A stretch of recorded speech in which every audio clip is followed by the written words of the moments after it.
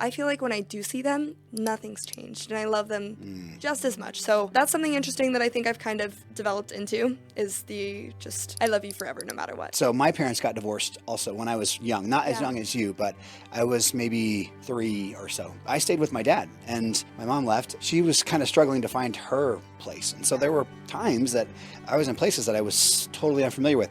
And as a kid, I remember being Afraid. feeling afraid. But you have to get comfortable with it because you're like, oh, it's my mom. And I remember one time I had been in the bathtub and I had heard him yelling at somebody downstairs. And I called my mom while I was still in the bath because I got a phone pretty early, mostly for those kind of things. Was so afraid that I climbed out of a window with a towel on in the middle of winter so that she could pick me up and take me home.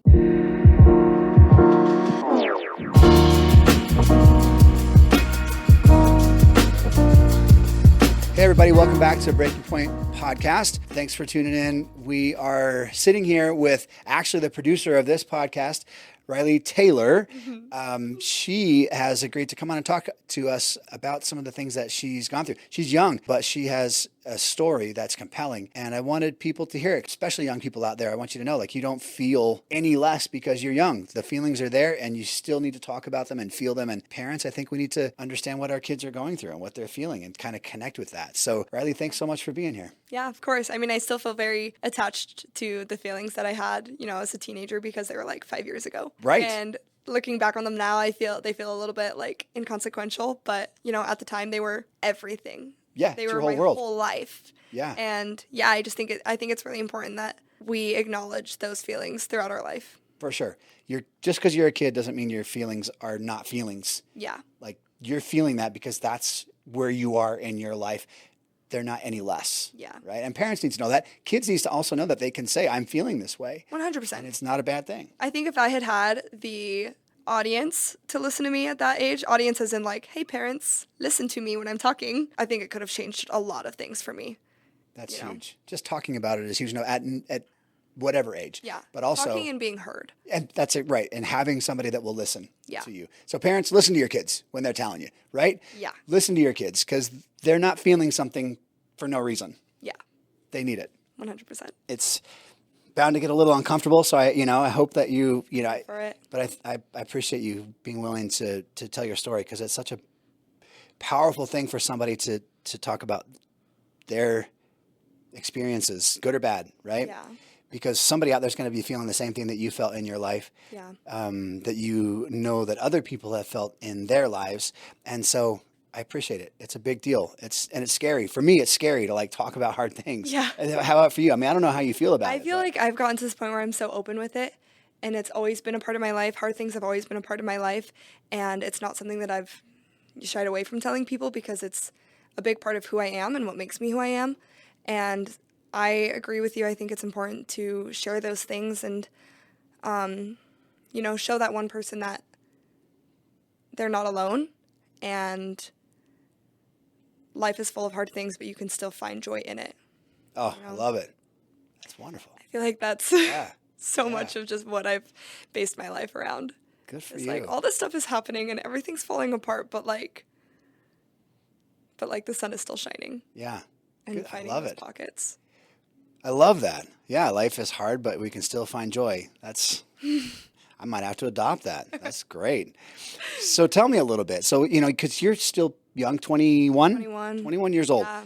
And to have experienced some of the things that you have in such a short period of time, Yeah. like you have a lot to talk about for being so young.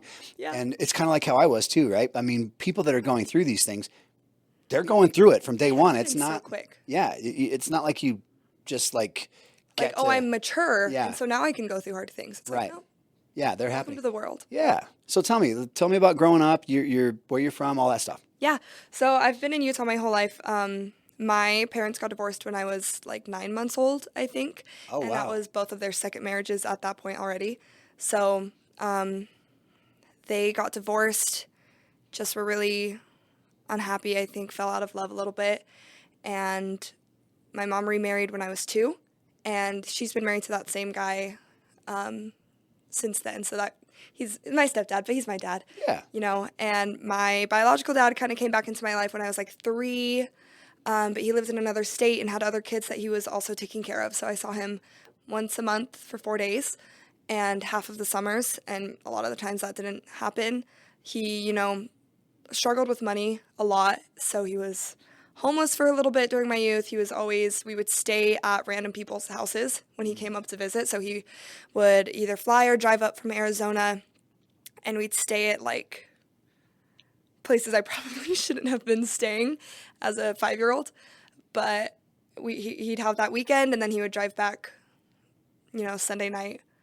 So, okay, this really hits home for me because that's happened where I've been in like places as a kid so my parents got divorced also when I was young, not as young as you, but I was maybe 3 or so. Yeah. And my mom, I stayed with my dad, and my mom left, and she was kind of struggling to find her place. And so there were times that I was in places that I was totally unfamiliar with.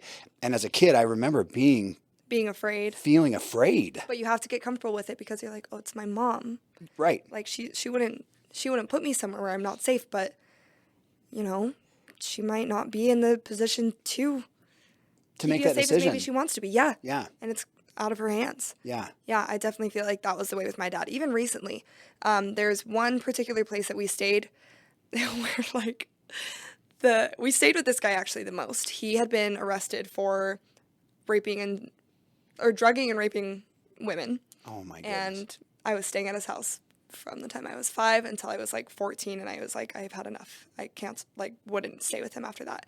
But we stayed with him most of the time, and I guess just recently, I think I told my dad about like how uncomfortable he made me feel in certain situations when I was 15 years old, and I don't think it really hit him that first time. He was like, oh yeah, okay.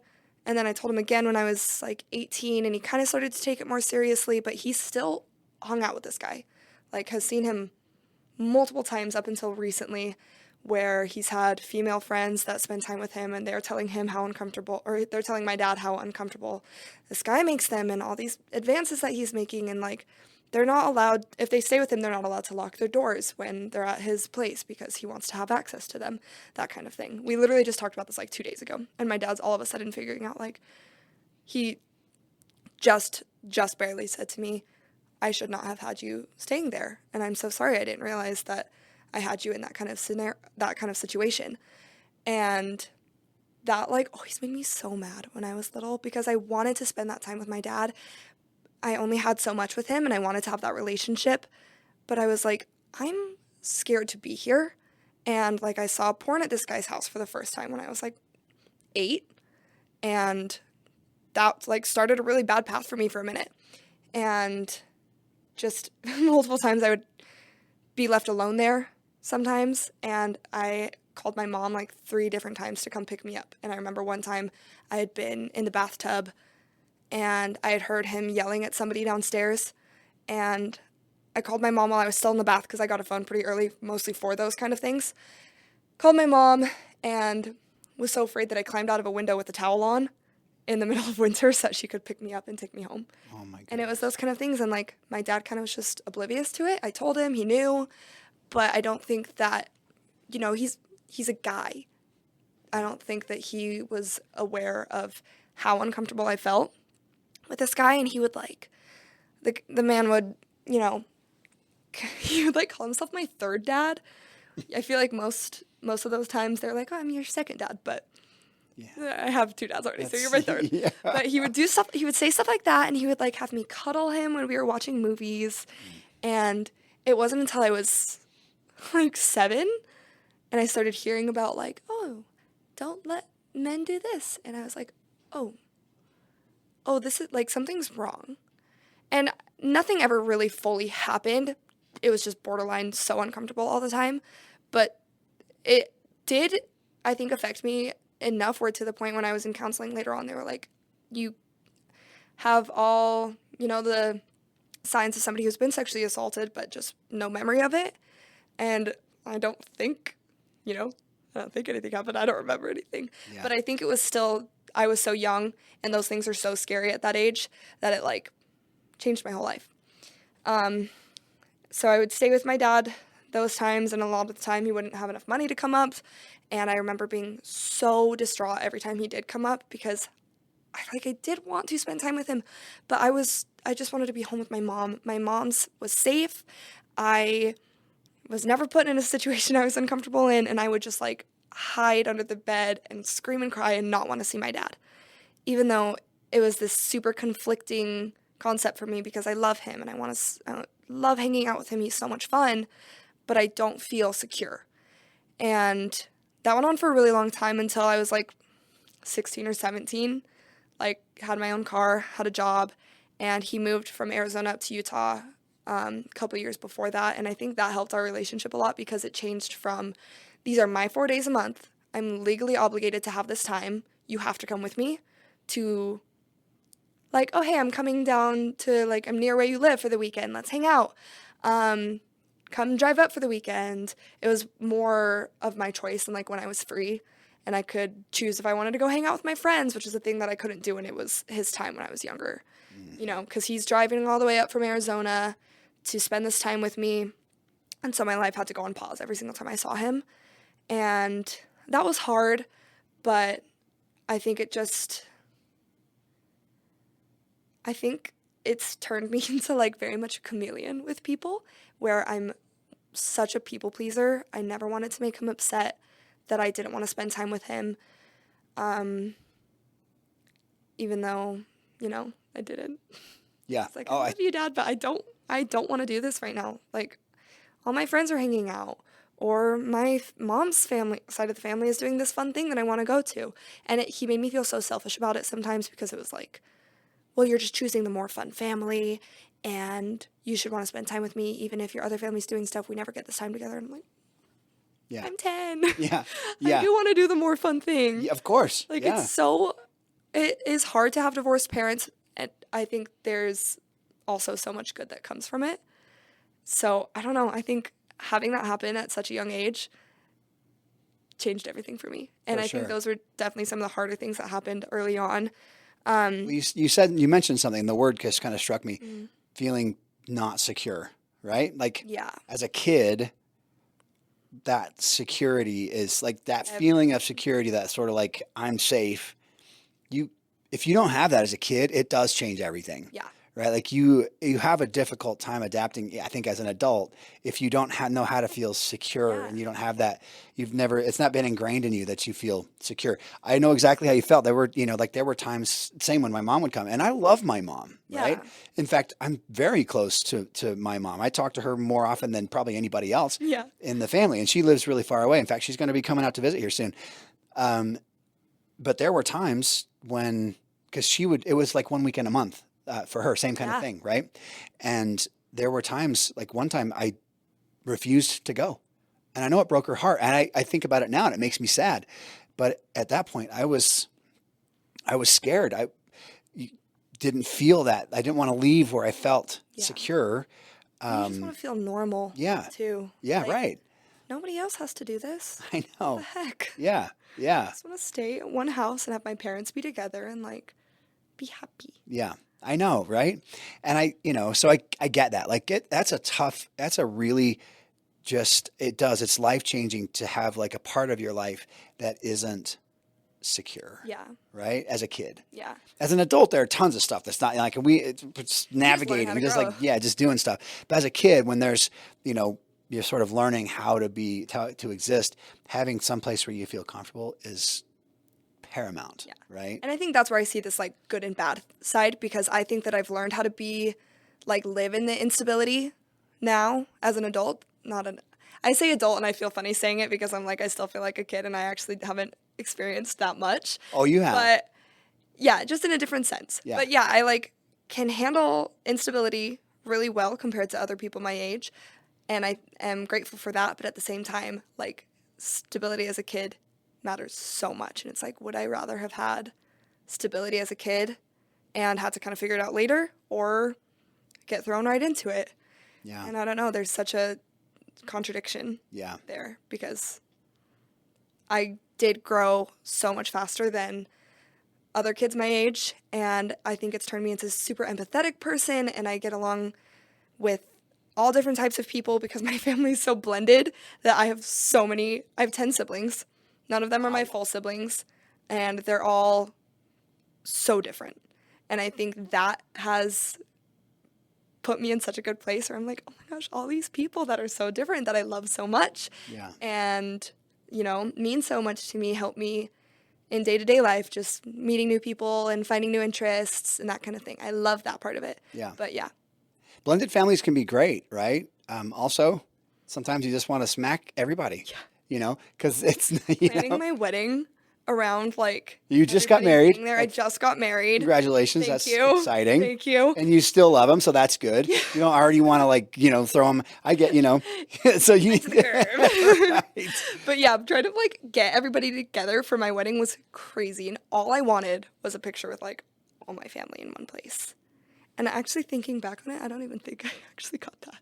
No. Because it was Shoot. we got everybody together for pictures in front of the temple, but one of my brothers couldn't make it to the temple. And then that night we were supposed to get pictures, but something happened at the dance floor. So everybody was sweaty and not in their dress clothes. But I think that I can combine them. I have mostly all of them in the same picture. We have tons of cool tools But it's nowadays. crazy because that's the only time my family's ever going to be together until my funeral. Is My that wedding right? and my funeral It's is just the only not the time. thing. Yeah, because you're the one that anchors kind of both sides together, Yeah. right? Yeah. And my dad's side all live in California. My mom's side's up here. And then I have siblings that are East Coast, West Coast, Oh, wow. all over. So I'm I never see everybody in one place, which is an interesting dynamic because it's I feel like I don't call them very much either, which is probably my fault. I'm just not a caller or a texter. I don't just hey, how's it going? What's up? So we don't communicate very often, but I feel when I do see them, nothing's changed, and I love them just as much. So that's something interesting that I think I've kind of developed into is I love you forever no matter what. If I've loved you once, I love you always. And these siblings that I see once every 2 years are still I think the world of them. They're your people. Yeah. Yeah. Yeah. I love that. I want to go back to something that you said because I think you hit on something and kind of, there are breaking points all throughout our lives. And I think at one point you said you saw some adult images at this guy's house, and you said it kind of brought you down a path that was tough. Do you feel like talking about that? Yeah. Okay. I felt like it was almost purposeful that I saw it because he knew that I was going to be staying. It was we used to stay at his house, but he bought an apartment somewhere else. And he would sometimes stay at that apartment, sometimes not. And my dad lived in a room in the basement. And one weekend when I was staying there, he was like, hey, nobody's using, I'm not in my bedroom for the week while I'm gone. So, you and your dad can use my room. And he was like, if you need to do any homework on my computer, feel free to use my computer. And my dad was gone, and I was at the house, and I got into the computer, and it was just right there. It was the first thing that pulled up. And I just was so shell-shocked that I didn't know what to do. And I think I didn't immediately run away from it either, which was so weird to me. I was 10, and I saw it, and I was oh. And I looking back, I'm oh, my freaking little kid brain, you're just interested. But I felt something had broken in me because I'd seen it, and it led to interest, and I started looking into it more, and I don't think it lasted very long. I can't remember exactly, but I remember it was so embarrassing. I was at a lagoon day with my school, and my mom calls me, and she was I just looked at the computer history, and I found all this stuff. And I remember I was on a roller coaster, and I remember specifically, it was one of those super spinny ones, too, so it just felt like this movie scene of, oh no, my mom just found this on the computer, and it's my fault, and she knows, and I was, traumatized. And I think it was probably, 6 months where I was periodically, looking. And it definitely altered things for me later on. Boys that I would date in high school, I just had such a warped image of how I was supposed to be treated and respected. And I thought that, like, that's what all roads lead to in a relationship. And that mindset as a 15-year-old dating in high school was so bad. Yeah. And I was in a relationship with this guy for like a year and a half. And I think that turned out to be like what a lot of it was based off of. And that guy changed my life, honestly. Because I had never lied to my mom intentionally. And after dating this guy, he like fed into that idea that I had in my head too, and it just solidified it for me. And I was 15 when we started dating, and by the end of it, I felt so like trapped by him because I thought that, being intimate meant you had like power over me, or that he had power over me. And it like led to the most tumultuous breakup ever, that I felt so like I could not get away from this feeling of like, no, but it's him. And we broke up a couple times, and during that whole thing, he ended up like sleeping with like, I think 6 other girls while we were still dating. And I think that he was also really stuck he was totally addicted to porn. And so both of us having this like weird mindset going into it just, I think, set us up so poorly. And part of me feels for him, and like I feel sorry for the kid that he was. But at the same time, like the way the breakup went, I don't know how to explain it well. It was like a soul tie, We'd gone through so much together that breaking up didn't feel like an option, even though it absolutely had to happen. Like I said, he cheated on me with 6 other girls. I keep hearing about more still. Like, I'll meet random girls and they're like, oh my gosh, like, I dated this guy that went to your high school. And they'll like say his name. And I was like, oh, cool. Yeah, we were dating. At that time. That was my boyfriend during that time. And yeah, that's always a trip. But the breakup ended up being so, so horrible. Like, I had gone on a trip with like a bunch of my girlfriends, and we stayed with some of their like family, and I realized on that trip that I like, oh look, I don't have to be treated like this. This guy was so horrible to me, and their family kind of treated me really, really well in a way that I didn't think that I would ever be treated or deserve to be treated. And when I got home, I was like, yeah, I don't need to, like, I didn't feel as attached, and I broke it off. And I knew that I could change my life at that moment by deciding to break up with him, or I could let myself be the broken victim that I had always thought I would be. And so we broke up, and immediately it was like, I think he was going to kill me, kind of thing. And I didn't tell anybody for a really long time. What made you feel like that? So it started really gradually. Literally the day we broke up, he's driving by my house, like yelling at me, calling me names and things. And then it was like, he's telling people that he has pictures of me changing and like in different levels of dress that I had never sent him anything. And I found out he had like taken pictures of me without me knowing. And then it was driving by my house and egging my mom's car. And then it led to, it was like, he followed me around a lot. And at that point I was just kind of like uncomfortable with it, but I was like, oh, whatever, he's following me to classes. Like, he's just trying to intimidate me. And then I got a new car, and I was actually really lucky with this. So I had just gotten this new car, and the way that my school is set up, there's like a big main road going by it, and then there was parking that kind of looped around. And my car was tucked pretty far back, and one of my buddies was driving on this main road and saw him standing next to my car, and he's like 6'8", so he's pretty noticeable, and it's pretty obvious that like it's that guy. And he saw him standing next to my car, and so my buddy like flipped around and looked at my car, and there's like a Cliff Bar in my gas tank. and he had like shoved it all the way in.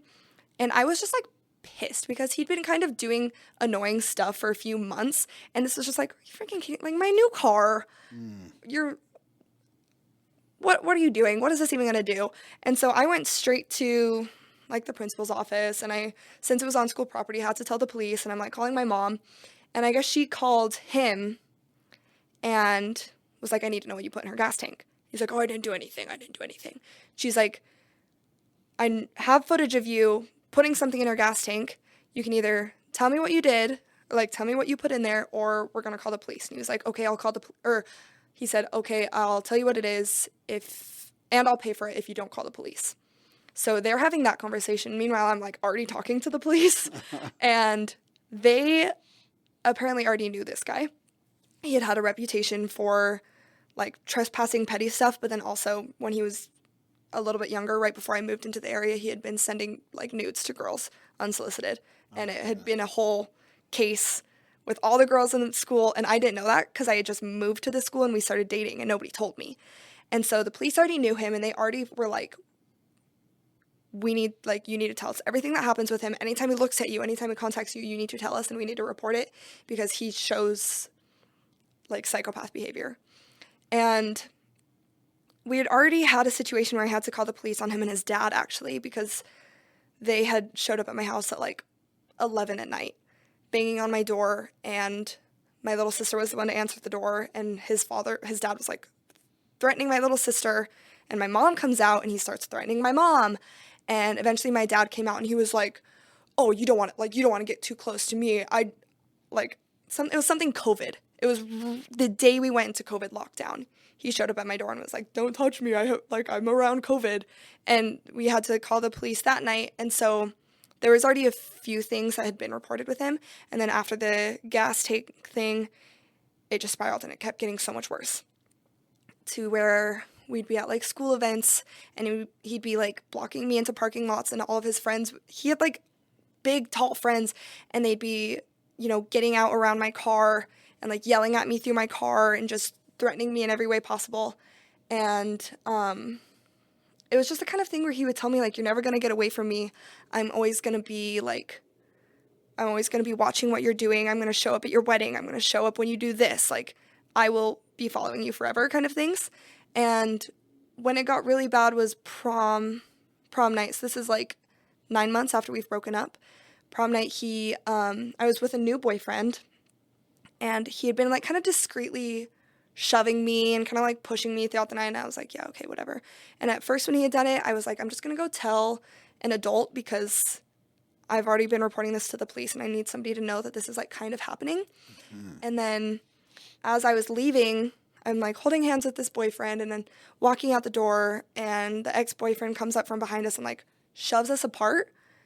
And I don't know exactly how it happened. It was just so fast. Like, I think my other boyfriend said something that was like, just what are you doing kind of thing. And my ex ended up like in my face screaming at me like, you're nothing. You're never going to be anything. I hate you. I hope you die. Like these crazy things. And he's like shoving me and he's pushing me down to the floor, and nobody's doing anything. And his friends are behind him like cheering him on. And one of my this girl that I had been really good friends with when I first moved in, she was his date, and she was just standing there and like not doing anything. And she denied it all happening later on. And I went and told that same adult again, and he was like, oh, so-and-so, he says his name, and he's like, oh, I know that guy. He's a good guy. He's got a scholarship. He's got a scholarship for basketball. You don't want to do anything with that. And I'm like, this guy's physically hurting me in public, and nobody's doing anything. And it just kind of kept getting worse from there for a long time until eventually, like, a PI was called by the local police, and they started kind of pestering him a little bit, and they were like, you're going to lose everything if you don't leave her alone. And since then, I haven't really heard much from him. He apologized kind of like 3 months after I moved away to Hawaii for school, and that's the last I've heard of him. But it's always like, I ended up going to therapy about a year, I guess like 2 years after we broke up, because I had so much fear that he was going to like show up somewhere and find me somewhere because, like, it's what he promised he was going to do, and had been, doing the things like taking pictures of me changing through my window and blocking me in places. I never thought that I was going to get away. And he told me I would never get away. And the police were like, we're taking this really, like, that's what surprised me most, was the police told me that we're taking this really seriously because we think that he could kill you. And I listen to so many true crime podcasts now, and all the time I hear, like, oh yeah, her ex-boyfriend from high school is the one that killed her. And I think everybody I know has heard me say, like, if I ever end up disappearing, you know who it is, kind of thing. And talk about not feeling secure. I know. My goodness. Yeah, for sure.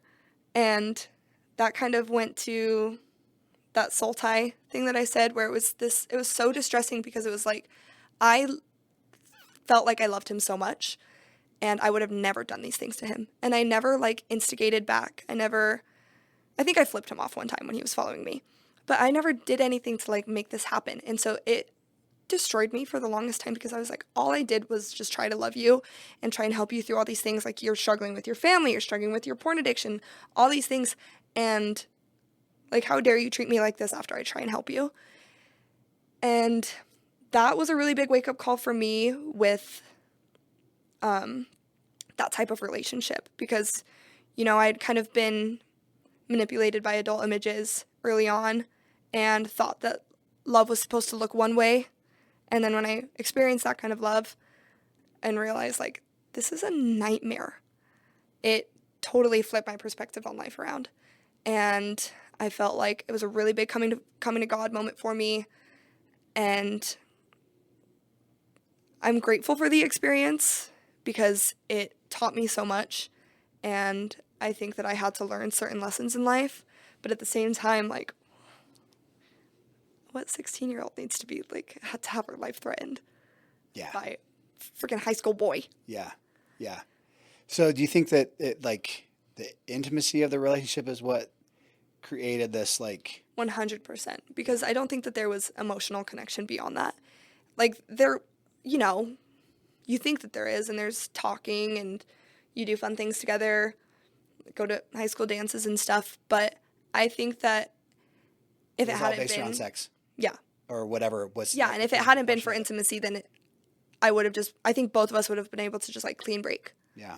But it's like, because we were intimate and then there was infidelity, it just, like, created so much tension around that. Yeah. Around intimacy in general, that it just felt so strong. And, like, you're 16 already. Being a 16-year-old girl is so hard. Oh my gosh. Being a girl altogether at any age is so much harder than any guy has to go through. But you add all that other stuff on, and it's like, I'm going to blow up. Like, my brain is going to explode. And later in life, like, once I started going to therapy, and that's when I got diagnosed with depression and anxiety, I remember talking to my mom about my diagnosis, and she was like, well, you always kind of showed signs of it, but I thought it was situational because of, like, this thing that was happening with that guy. And I was like, I guess, but I think it was just amplified by it. Yeah. I've always had depression and anxiety. I've always told her that, like, I want to go see a therapist. I want to have somebody that I can talk to about my parents' divorce. Like, I, in middle school and up into high school was self-harming and was telling her over and over again, like, I want to see a therapist. And it was, like, just pushed aside all the time. And she cried when I told her that I was, like, finally actually diagnosed with severe depression, because she was like, I should have listened to you. And I don't know what it was. I think there's this weird dynamic with my family where a lot of them see me as, like, a golden child a little bit, because I was so happy as a kid and I was so bubbly. I definitely had a side where I was, like, either the happiest, nicest kid in the world, or I was, like, pouring syrup and flour on my dog because my sister made me mad, like, demon kid. But yeah. That's really bad. That's so funny. Poor dog. Yeah, I know. I'm sorry. But yeah, there was this whole dynamic with my family where they thought, like, I can't be depressed. Riley can't be depressed because she's the one that's dancing around the house singing, and she's the one that's, like, snuggling everybody. And I think everybody else in my family has been diagnosed with depression or anxiety or something along those lines, and I was the one that was, like, supposed to be good. And that's what I was told when I asked to go to therapy. It's like, no, therapy's for depressed people. And I was like, well, That's how I feel. that's how I feel. And it was always just this, like, I should feel happy, I should feel good, but there's just this, like, cloud. And I still feel that way. Like, even after going through therapy and being medicated and all the things that I've done to get back on track, I am so happy most of the time. And I can still feel like these really high highs, but there's just always a cloud, you know? And I don't know if that's something that, I'm sure that that's a universal feeling for anybody with depression, but it's just like, oh my gosh, I'm like on this amazing trip and I'm having so much fun and everything's great. Why do I want to cry? Like, why do I feel like so disconnected from my body and from my brain? Yeah. And it's just so hard to keep track of. And I think especially starting from a young age where there was so much instability, like coming to where I am as an adult now is still just like, I don't know. Yeah, I get it. So, you know, it's funny Here I because am. you describe, so I had roughly around the same age. Of course, I'm an old man compared to you, but roughly around the same age, had a similar relationship with a girl.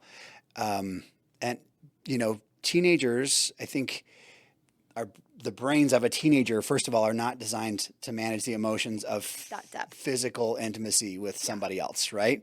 Especially, and I realized this much later in life, but especially for a girl, Yeah. right? It's like much more connecting for a girl, Because it's not just like testosterone. right? It's like, no, our whole brains are in this. Yeah, and that's why so I have 4 daughters, and I'm always so open about the fact that like it's not like it's a bad thing Yeah. that they're damaged or anything. It's not that. It's that I worry about their, you know, the sort of connection that it would create with somebody that they're never going to be together with, Yeah. like for a long-term period of time. And then the guy, of course, becomes, and it's true, many guys become very possessive of Yeah. a girl that they're that way with. And so it just creates like really even stress for people that don't have depression or Yeah. anxiety. Stress, like 100%. things that we don't really need to deal with as That you're not prepared for at that age. yeah, exactly. So I remember that, even though, like I said, my memory's getting a little bad these days, but you know, I remember those feelings, you know, and, Yeah. and I also remember her having a much harder time, about it than I did. Yeah. And obviously it makes me feel bad that was the case, but it's just, you know, I think that's another thing. Like we talk, and it's like impressive to me that you are so open to go talk, you know, ask your mom for help, even though maybe didn't get the response that you were looking for at that moment. You were asking, and I think just having that like strength to say, I need help, I need something. It's empowered, and like you can say to yourself, I know I'm feeling this. I don't know what it is. I don't know why I'm feeling it, but there's something, and I need to talk to somebody I about think it. that comes so much from open communication in families, because my parents would not talk about that kind of thing. You know, my mom had been through really horrible divorces and probably could have benefited from therapy, but she wouldn't do it. And I think where I got that confidence was from my siblings, because most of them had tried to commit at some point and had struggled with similar things. And so I remember being really young and them telling me about it. Like, I remember being on a trip with my sister, and she and I were staying in the same room, and she was telling me about how she went to therapy to deal with her depression. And I was like, oh, like I can go to therapy? And that's when I started asking my mom about it. But I think that my siblings were the ones that made me feel confident in it, and also were the ones that made me realize when I did need to get help, because there's some things that you can handle on your own, and there's just some things that you can't. And seeing them go through those hard things and seeing how much it affected them later and how much it hurt my family for, you know, when they really, really got into that super dark place, that as soon as I felt it for myself for the first time, I was straight to a therapist, like straight to help, because I did not want to let myself get that deep. I know that I'm susceptible to it, but I think being aware of it and seeing the signs and like knowing that help and like forcing yourself to get help, while it's really uncomfortable and it's really scary, it's a lot less scary than like waking up in a hospital room Yeah. or your mom not knowing where you ended up. you know. Did it feel, and I think like many people feel like it's strong, like it's strong to try to just say, I can get through this. Like that's what makes us strong. Really, I think the strength lies in being able to ask for help, right? 100%. When you were asking for help, did it feel strong to you? Did it feel like you were like admitting to weakness? Because for me, I felt like I was weak if I Yeah. couldn't handle it Right. on my own. For the longest time, that's how I was. It's probably just because I have like a dude brain, Yeah. But that's how I felt. And I think a lot of people don't ask for help because it feels weak. My daughter, who just went through this, she told me I didn't want to ask because I feel like it was weak. And I tell her like it's actually strong. That's the strong thing to do, to reach out and grab the life preserver, right? Totally. And it's the weak thing to drown with one sitting right next to you. Yeah. So tell me, like when you were asking, did it feel weak or did you feel like this is what I have to do? I felt so relieved. I felt like I had been carrying the world on my shoulders since I was 4 and had been bearing not only my burdens, but other people's burdens, trying to keep everybody in my life happy. And I had been given the idea for so long that like I was the joy for people, which doesn't make sense now, but that's kind of how I felt as a kid. It was always like, oh, you make me so happy. I can do this because I have you. And that's what I got from my parents a lot of the time. And so when I've, being told I can't go to therapy, being told like you don't have depression, like you're the happy one, I was like, okay, I'm the happy one. And I would just like bottle it up and keep it to myself. And then breaking down to like, that deep point was so relieving. I was like, I can be sad. Like I can really be sad and I can like fully fall apart and it's okay. And having somebody say to me like, you have depression and you need medication and help, I was like, thank you. Like, I have been waiting for somebody to tell me that not like waiting for somebody to tell me that I am broken, but to like hear what I'd always thought about myself be seen was so relieving. Because I'm like, all these people aren't seeing me. They don't see like how I think about myself or how I feel about all these things. Nobody's seeing me. I felt that my whole life. And so when I finally felt like, no, I can reach out for help and like, wow, I finally have made it to this point that I always thought I was going to hit. It was like, finally I can just be myself and You had power. be sad. Yeah. You have power to be you. Yeah. I think emotions are so powerful. I think that there's so much more strength in like being able to express your emotions and to be emotionally intelligent and understand like, this is why I feel this way and this thing contributes to when I feel this way. I think that's so much more powerful and so much more helpful and growth driven than keeping it inside. Because guys, I told you part one. In part one of this, I said this. The kids nowadays, the people like your age or and teenagers your age, in their 20s, they had to go through things different. Man, you guys have like emotional capabilities that I still don't have, and I'm almost 49 years old. Yeah. You know what I mean? Like just hearing what you're saying right now is impressive to me because like I hear my kids say these things too. I have an 18-year-old, and she's just so much more emotionally mature than I think probably I am now. I still probably feel like I act like I'm 15 years old still, So that's amazing to me. Like it makes me feel like there's a lot of hope for this world to see people that have gone through a lot of things in such a short period of time come out of it with such wisdom. Like that's, that's impressive to me. And you should just like keep like hold of that and keep building on it, right? Because we talked about this, mental health is a journey. You can feel powerful now, but maybe in a year, if we're not working on it, that can go away. Yeah. Right? Totally. Yeah. And I think it's kind of like what we were talking about, even like how my family or my siblings were more open about mental health and needing help,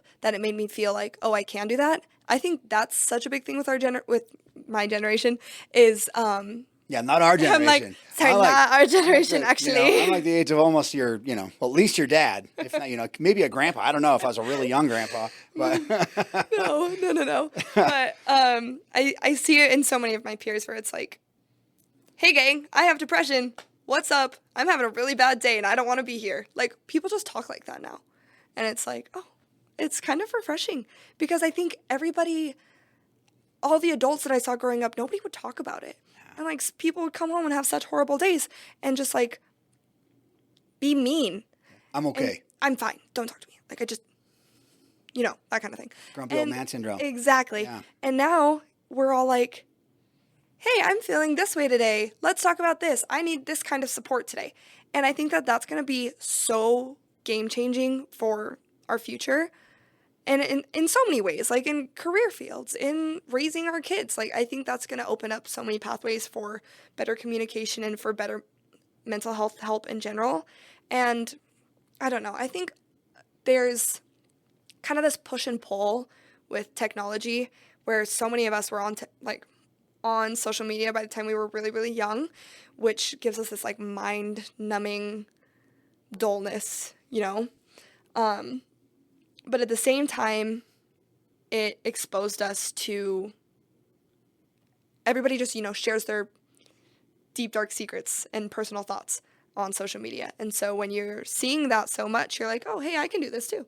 Or like somebody else feels the same way as me. So like we're getting super brain dead, but we're also, I think, seeing more real things than other generations have as kids than other generations have when they were kids. Yeah. Does that make sense? Oh yeah. I had to go, I had to write term papers by looking in the encyclopedia, we Yeah. we didn't share anything. Yeah. There wasn't like this big platform, right, to share things. So Now I think it's just everywhere. yeah, and so you're right. Like there is good and bad. I think social media can be poisonous, right? Yeah. It can make people feel like they aren't measuring up, Right. That's another thing too. right, to the things that are out there, but also the real information that's just right at our fingertips that we can access to say like, I'm feeling this way, and somebody else is saying the same exact thing or feeling the same exact thing can also feel powerful, Yeah. right? Empowering, or at least Totally. comforting a little bit. Yeah. Right? So I want to go back to something you said earlier, because you said that you were, as you were starting to ask for therapy, for help, Mm-hmm. you were going through some self-harm. I've witnessed that in my own daughters. And so are you comfortable talking a little bit Yeah. about that? Yeah. It started when I was really young, and it's actually kind of so funny because I remember the first time that I hurt myself was in 7th grade. This group of friends that I was in was planning to go to a haunted house, and a boy that I really liked was going, and I was like supposed to get a ride with somebody, and last second they were like, oh no, the car is all full. Like, I don't remember exactly what had happened, but it was something where like I was being intentionally left behind. And my cousin had told me a few weeks earlier about how she had done it, and I'd never thought about it before, and all of a sudden I was like, oh, I could do that. Like, I think that would feel good right now. And which is such a weird thing. Like, I think hurting myself is going to feel good. I think 7th grade me I just didn't know how to handle, like, I think I was fully depressed at that point and didn't know how to cope with it. And somebody else had told me, this is how I cope with it. So I was like, yeah, okay, that's what I'm going to do. Our adolescent brains, like, they think different. Exactly, yeah. And they're like totally just. Like, don't tell me how you do this because I'm going to do it if you tell me. Yeah. Well, and if you're already, because you were born with whatever chemical Yeah. imbalance, whatever it is that creates depression or anxiety or whatever, you were born with that. It Yeah. didn't just like start, but a lot of times adolescence brings that out. Yeah. Because of all of the crazy changes that happen to our body. So it starts then. And so now you're thinking like you are depressed and you're going through all this like sort of let down, that moment in your life, right? Yeah. So you think to yourself, That works, I guess. that'll help me feel good. Yeah. And so that was the first night it happened. I ended up still going to the haunted house. My mom was very sweet and drove me there. Just me in my own little car. I love it. And the boy that I thought was cute that night is my husband now. So Oh, like he's been there with me the whole hey, time. look at that. So funny. But Love I it. remember like literally the next morning my mom saw it on my wrist.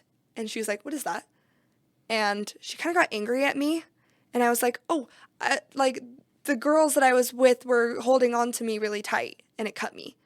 And I thought that I would get away with that. And she got really mad at me and was like, don't do that again, basically. And I did it for 4 years.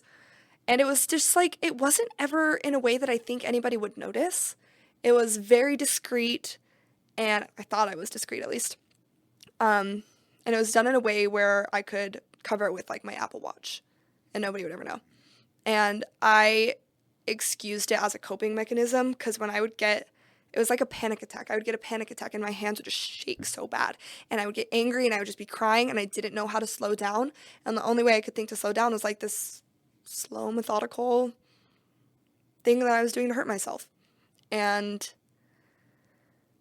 I honestly don't know what even pulled me out of it. I think that the last time it happened, I was 18. So it was only like 3 years ago, which feels like a lifetime ago. I'm a fully different person. It's literally like your frontal lobe developing. I don't know why I did it at the time, but I know now that it's dumb and it didn't help me at all. And I just like, one day I was like, oh, this doesn't actually serve me anymore. I'm done. But it was definitely what I thought was a coping mechanism. Were you going through therapy at this point? Mm-mm. Okay, so this was just a realization on your own? Yeah. That you, like, this isn't working? Yeah.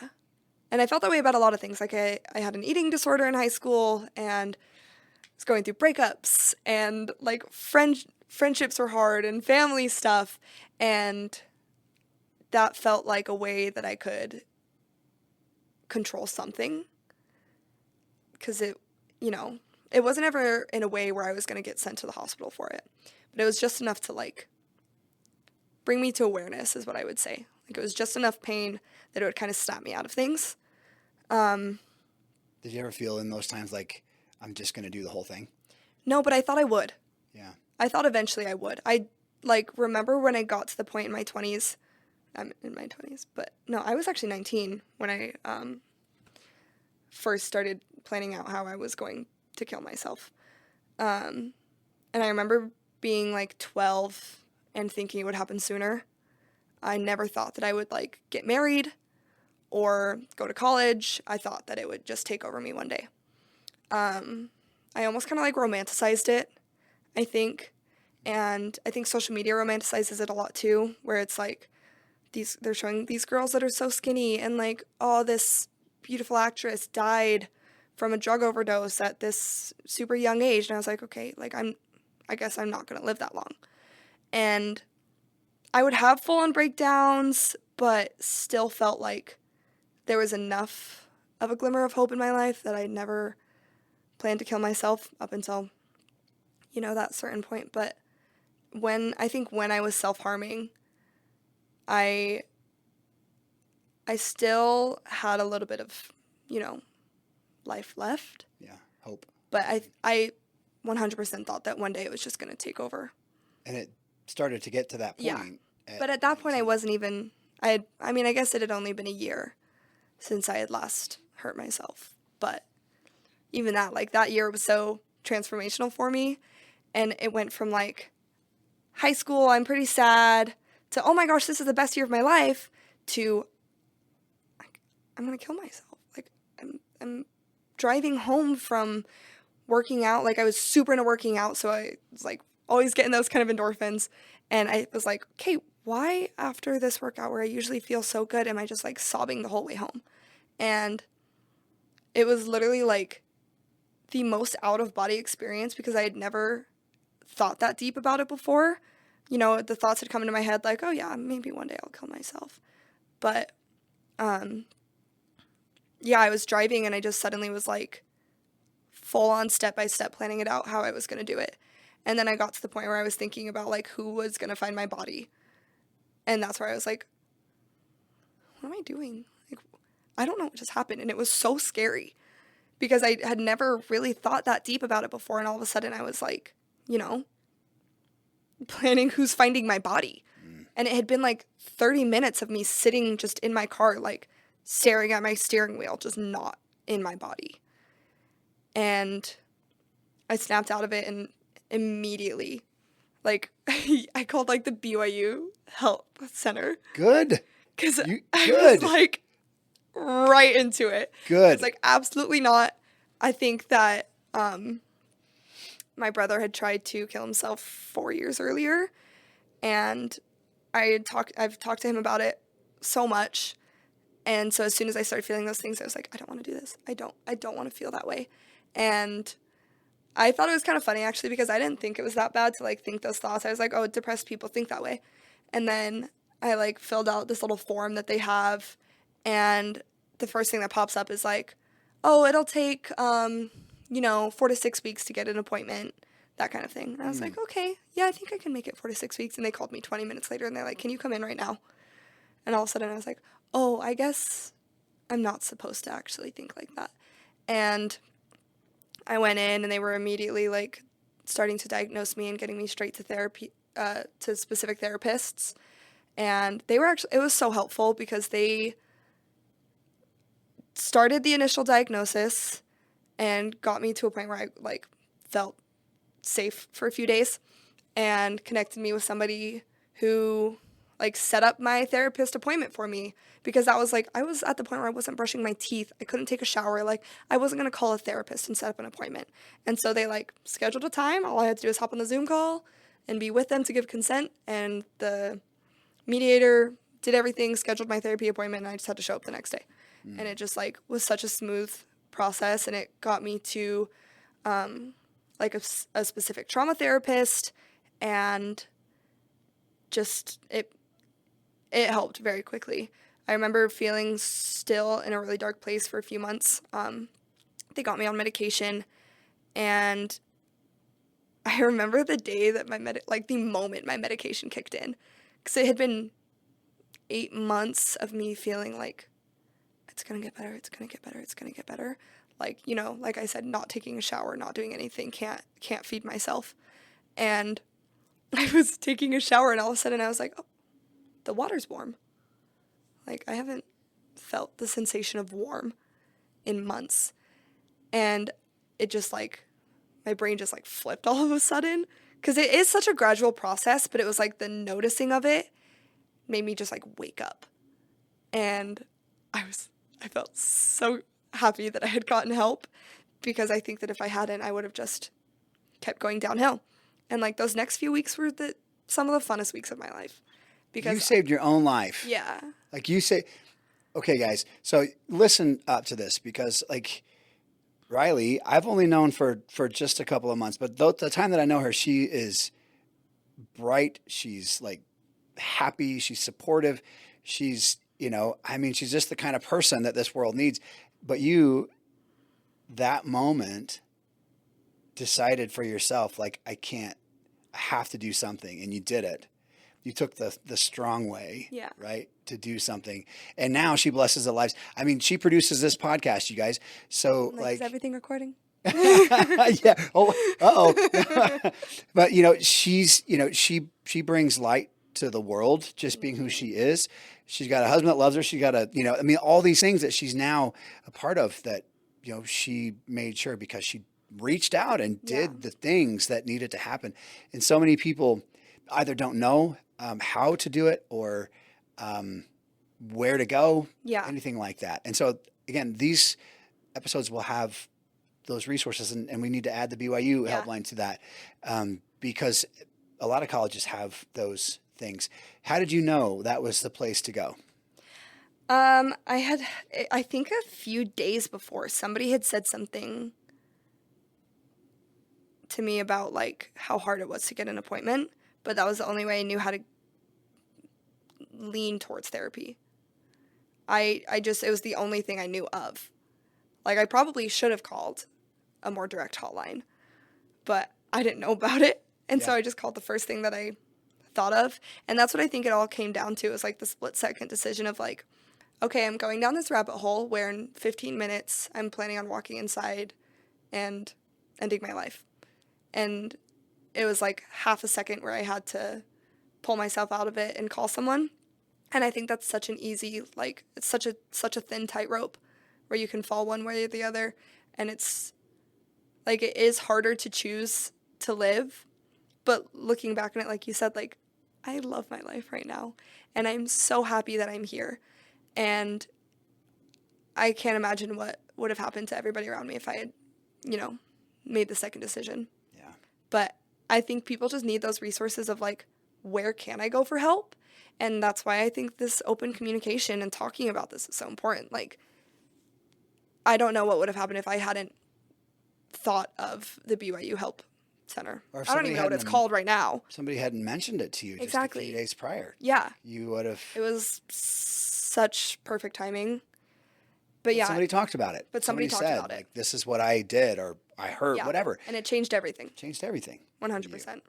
Because somebody was brave enough to talk about maybe what they've been through. And now here you are outside of yourself. And that's the thing, like once you start to feel healed, and it's a journey that we never get to stop, right? Yeah. We continue to deal with whatever's in our brains Your whole life. forever.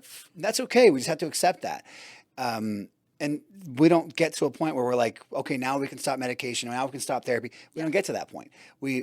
We continue to go to the gym, right? We continue to like work on our mental fitness.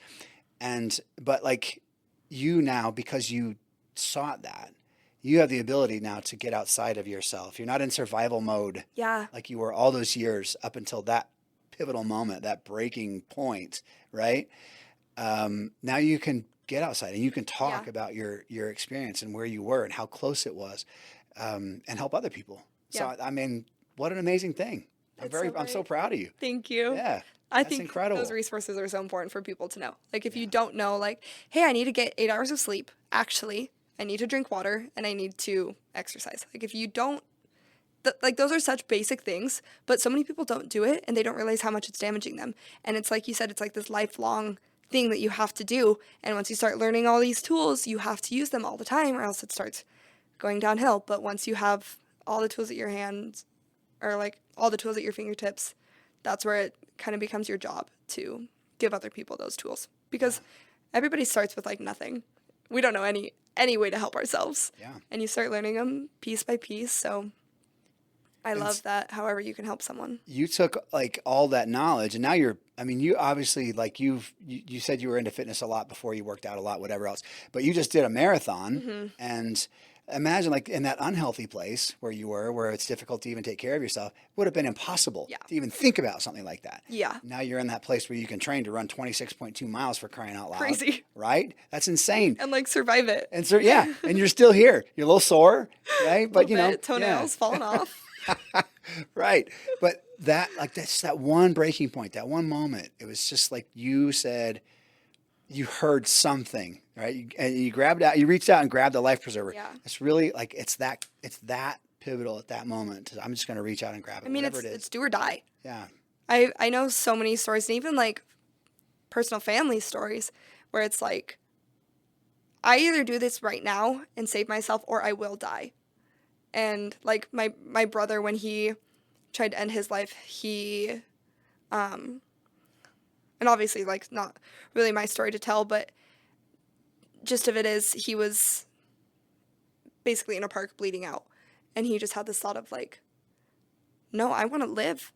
And called the police on himself and was in a rehab center for months trying to get better. But it was like, it's always just this one heartbeat that you have. Because when you're in that like deep part, your breaking point of your depression, the positive voices don't get in very easily. And I mean, he's not of my same faith and a lot of people aren't, but for me, that's just God. That is something fighting for you. Because your body, your brain is fighting against you. Like, it's crippling itself. And so to have the tiniest little spark of light or of hope in that darkness, like, the fact that one little piece of light can pull you out of so much darkness is crazy.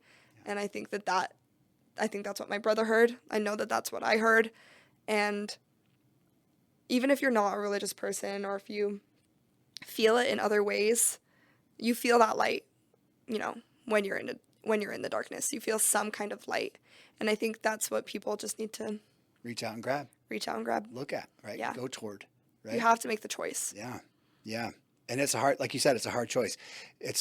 Everything is dark and there's like one little glimmer. Like that's the spot that you focus on. and go to. But that's really hard to do. So it's impressive that you did. I think for me, even though there were times where I felt like I didn't want to be there, I think my thing was that I was drinking so much that I just felt like it was going to kill me. And I was okay with that. Yeah. Like it was It's going to happen eventually. yeah, it just didn't bother me. It just was like, man, whatever. I feel good for the time and it's going to happen. Yeah. And then I woke up one day and felt so sick that I was going to die. And I realized I don't want to die. Like, wait, no. Yeah. And that's the depression. That's the darkness. Yeah. But that was my breaking point. That was the part where I was like, okay, I gotta make a change now. Yeah. Or I am going to die. And I don't want to do that anymore. Yeah. So I didn't have any idea how I was going to do it. I just knew I had to. Well, nobody does. Yeah. Like, even you have all these resources and you're like, okay, I can get help. But like, I always thought, like, how are they going to help me? And even while I was in therapy, I was like, I'm just telling you the same thing over and over again. And you're just telling me to go for a walk. So there's definitely always those times where you're like, how do I get out of this? Like, I'm trying. But I think what was really big for me was just the fact that I was trying it all. Because you go from like, I'm not brushing my teeth to like, okay, I'm going to go to therapy. I'm going in my pajamas, but I'm going to go to therapy. And you come out of it feeling a little bit better. And then the next time it's just a little bit easier. And it's just like these teeny tiny little steps that feel so non-monumental that all of a sudden you're like, the shower's warm again. Yeah. And it's I love it. such a big feeling. I love it. It's crazy. That's incredible. Well, I'm so thankful that you are brave enough to talk about this stuff because we need it. Like we need people to say to say the hard things, right? Because those hard things, now you can, you saved your own life and now you have the opportunity to like save somebody else. Yeah. Because you talk about the hard things and that's brave. That's the hard, honestly, I'm so impressed with you, even more so than I was before we sat down. I think that you have a unique ability to really influence people around you for good, and Thank you. I think you're doing that. Thanks. So, well, I'm really glad that you're doing this podcast. I think this is such an important thing, and as hard as it is, it's so necessary in our world, and I think people need it too to like work through their own things. Yeah. Oh, for sure. They do. Like, they have to hear people your talking story about feels so personal until you're like sharing it with an unknown number of people. And then you're like, oh my gosh, this is really scary and intimidating. But you know that it's important for other people to hear it because everybody's going through something. Everybody. Something crazy has happened to everybody. Nobody's alone in it. So I love and appreciate that you have this platform that you can share. Well, thank you. Everybody's stories. Thanks so They're much. awesome. We're gonna again. We'll have the resources even now that we have the BYU. I don't know what it is. We're gonna figure whatever that out. it's called. I'll put figure that it out. also, Put it on there. Yeah, in the caption. But I want to thank Riley for coming and talking with us because her story is gonna inspire people out there. So remember, if you need something, if you're feeling something, reach out, grab the life preserver, put a comment down and I'll respond to you, whatever it is. But make sure that you're reaching out. And I want you to check back with us for part 3 of this podcast, where I'll have very close people to me. My daughters will be here to talk about some of the things that they are going through at this moment. And I hope that parents, you can have your kids listen. I hope that kids, you can tell your parents, hey, I'm listening to this, because it's important that we talk. So I appreciate you coming. Of course. And, thanks so much for listening to Breaking Point Podcast. We'll see you next time.